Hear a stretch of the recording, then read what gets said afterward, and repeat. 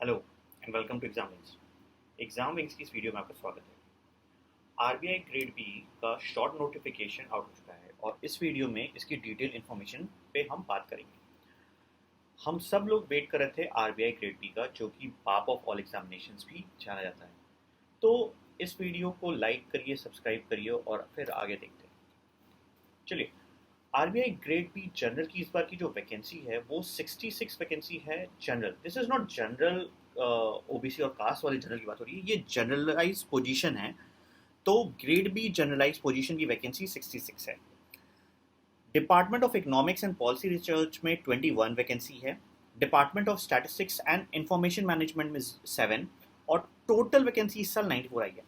मैंने पिछले कुछ टाइम पहले एक वीडियो डाली थी जिसमें मैंने बताया था कि शायद 150 के आसपास वैकेंसी आएगी, बट एक्सपेक्टेशन से काफ़ी कम वैकेंसीज देखने को मिली है, जो कि हमें उम्मीद नहीं थी। वी वर एक्सपेक्टिंग कि हम 150 वैकेंसीज देखेंगे, बट निराश होने की ज़रूरत नहीं है। यहाँ पे अभी भी अपॉर्चुनिटी है, फाइट थोड़ी तगड़ी हो जाएगी।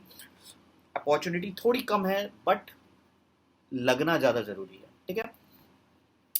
तो स्टार्ट डेट 25 जुलाई, जो आपको ऑफिशियल फाइनल नोटिफिकेशन आएगा वो फाइनल नोटिफिकेशन आपको 25th ऑफ जुलाई को ही देखने को मिलेगा, जिसमें detail information of everything will be available there.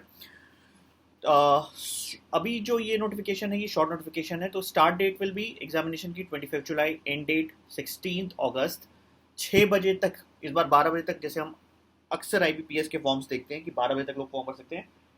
In this case that is not the story. और अगर आपका फेज 1 देखा जाए तो वो 8 सितंबर को होगा। तो आपके पास अभी से 1.5 महीने हैं, अप्रोक्सीमेटली, उससे ज़्यादा हैं। तो you have enough time to prepare and do good in two नोज टाइम, ठीक है। आपको पूरा का पूरा अगस्त मिल रहा है, सितंबर मिल रहा है, जुलाई मिड मिल रहा है, तो कैसे उसकी तैयारी करना है, ठीक है। फेज 1 अगर आप डीपीआर और डीएसआईएम या department of stats and information management अगर आप करते हो, उसके लिए अगर आपको फॉर्म भर रहे हो तो आप 14 सितंबर तक ये आपका फर्स्ट फेज होगा। फेज 2 जो होगा वो जनरल का 19 अक्टूबर को होगा और बाकी लोगों के लिए फेज अक्टूबर 26 अक्टूबर को होगा।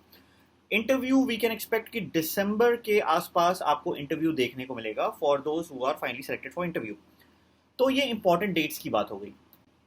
अब बात करते हैं थोड़ा सा कि हमारी एजुकेशन क्वालिफिकेशन क्या रिक्वायर्ड होगी। तो एजुकेशन क्वालिफिकेशन जो जनरलाइज के लिए है उसमें आपको नॉर्मल ग्रेजुएट होने की ज़रूरत है, graduate post graduate, minimum 60% marks आपका होना चाहिए इन दी ग्रेजुएशन, ठीक है। अगर आप पोस्ट ग्रेजुएशन के बेस पे भर रहे हो तो 55% मार्क्स आपका बेसिक मिनिमम होना चाहिए। अगर आप ऑफिसर ग्रेड बी डीईपीआर के लिए भर रहे हो तो फिर आपको मास्टर्स डिग्री इन इकोनॉमिक्स की ज़रूरत पड़ेगी, ठीक है। Way economics is the principal constant of the curriculum syllabus. अगर आप M M C S C और इन क्वान्टिटेटिव ये सारे सब्जेक्ट्स पे कर रहे हो तो आपको कम्युनिकेशन सॉरी इकोनॉमिक्स में आपका बेसिक होना चाहिए। प्लस आप अगर यहाँ पे कुछ और इन्फॉर्मेशन भी हैं कि मास्टर डिग्री इन फाइनेंस अगर आपके पास है, then syllabus including quantitative finance, mathematical finance, quantitative techniques, ये सारी चीज़ें आपके कोर्स में होनी चाहिए थी, ठीक है। मिनिमम 55% मार्क्स आपका होना चाहिए एग्रीगेट। अगर आप ऑफिसर ग्रेड बी डीएसआई में देख रहे हो तो ये आपके एजुकेशन क्वालिफिकेशन है। आप वीडियो को पॉज करके चेक कर सकते हो, देख सकते हो, ठीक है। अगर आपके पास bachelor degree in data science, AI ML, big data है तो भी आप भर सकते हो। 2 years post graduate diploma in business analytics, ये भी आप भर सकते हो। तो ये थोड़े नए कोर्सेज हैं। देखो, नई चीज़ों के साथ साथ जो बेसिकली इंफॉर्मेशन के बेस पे जो स्टूडेंट्स पास करके आए हुए हैं, लाइक कंप्यूटर साइंस का जिनका बैकग्राउंड है सुपर, उनके लिए ये वाली वैकेंसी एक अच्छा ऑप्शन हो सकता है। बट वैकेंसी थोड़ी कम है, इस चीज़ का ध्यान रख के आपको सेलेक्ट करना है कि आप कौन सी कैटेगरी से फॉर्म फिल करोगे, ठीक है। बेसिकली एग्जामिनेशन में जो आपका फेज 1 का पैटर्न होगा, आपका general awareness, quantitative aptitude, English language, reasoning, 200 question होंगे, 120 मार्क्स होगा।